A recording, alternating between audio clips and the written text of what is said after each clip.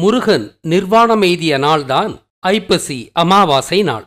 இந்த நாளைத் தொடர்ந்து அடுத்த 6 நாட்களுக்கு என்று ஆக மொத்தத்தில் 7 நாட்களுக்கு முருகனைக் காண மக்கள் சாரி சாரியாக வந்து தீப வழிபாடு செய்தனர். முருகன் அக்னிதேவன் அல்லவா? அதனால்தான் தீப வழிபாடு. முருகன் நிர்வாணமெய்திய அமாவாசை நாளைத் தொடர்ந்து வரும் முதல் திதியிலிருந்து 6ஆம் திதி வரை விரதமிருந்து ஒளி வழிபாடு செய்து 6ஆம் திதியன்று முருகனை ஜீவசமாதி செய்தனர். 6 என்பது முருகனை குறிக்கும் எண்ணல்லவா?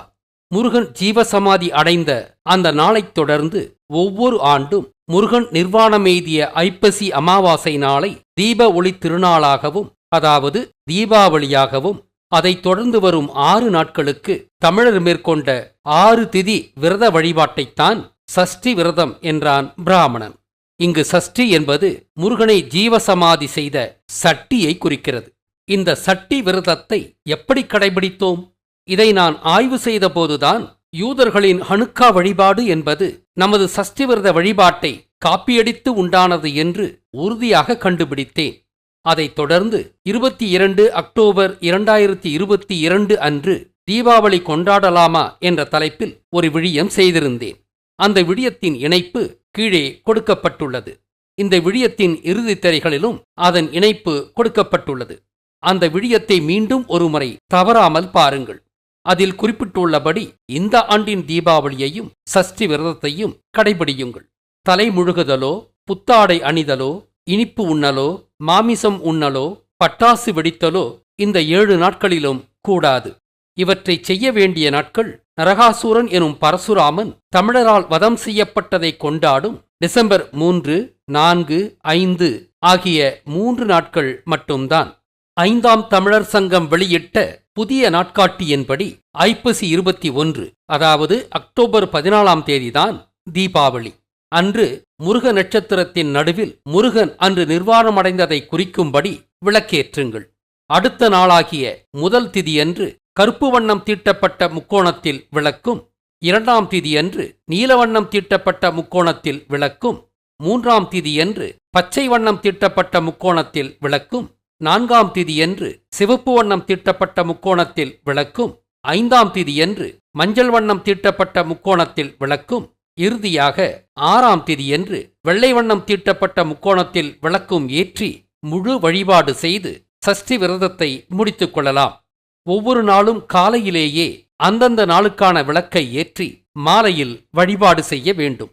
இந்த 7 நாட்களிலும் முழுநாள் விரதமும் மேற்கொள்ளலாம், அல்லது மதிய உணவை மட்டும் தவிர்த்து ஒருவேளை விரதமும் மேற்கொள்ளலாம். இயலாதவர்கள் விளக்குகளை மட்டும் முறைப்படி ஏற்றி விரதம் மேற்கொள்ளாமல் மாலை வழிபாட்டை மட்டும் கூட மேற்கொள்ளலாம்.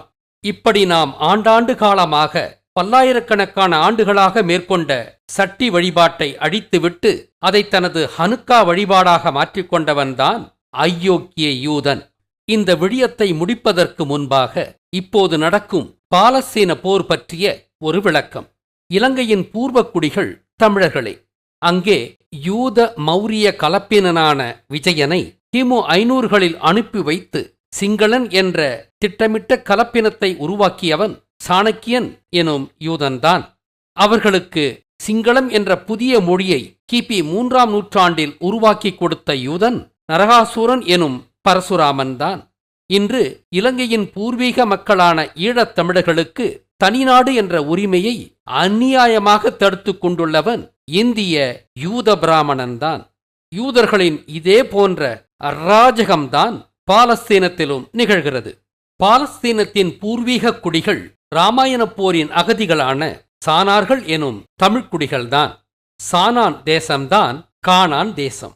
2ஆம் மோசஸ் எனும் எகிப்தின் அரசனான துட்மோஸ் 2 காலத்தில் சினாய்மலை அடிவாரத்தில் குடியமர்த்தப்பட்ட யூதர்களை 3ஆம் மோசஸ் எனும் எகிப்தின் அரசனான துட்மோஸ் 3 காலத்தில் பாலஸ்தீனர்களை அவர்களின் சொந்த தேசமான இஸ்ரேலிலிருந்து சூழ்ச்சிகளின் மூலமாக விரட்டிவிட்டு அங்கே குடியேறியவர்கள்தான் சினாய்மலை யூதர்கள்.